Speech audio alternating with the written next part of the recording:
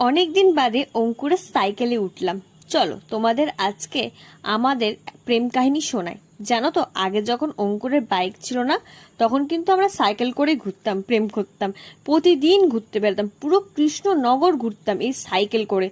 অঙ্কুরের পা ব্যথা হয়ে যেত আর আমার পা ঝিনঝিন ধরে যেত। কিন্তু আমার তো সাইকেল করে ঘুরতে বেশি ভালো লাগতো। তোমাদের কোনটা ভালো লাগে, সাইকেল নাকি বাইক? কমেন্ট করে অবশ্যই জানিও। আর এখন সারাদিন কাজ ছেড়ে রাত্রির বেলা দুজন দুজনকে একটু সময় দিই। গভর্নমেন্ট কলেজে মাঠে গিয়ে দুজন দুজনের সারাদিন যা যা ঘটে যাওয়া গল্প করি, অনেক মজাও করি, আবার ঝগড়াও করি মাঝে মাঝে। তো যাই হোক, অঙ্কুশের থেকে সাইকেল এনেছিল বলে আমার প্রচুর আনন্দ লেগেছিল। তার জন্য ভেবেছিলাম চলো একটা ভিডিও বানাই আর তোমাদের সাথে আমার প্রেম কাহিনীটা শেয়ার করি।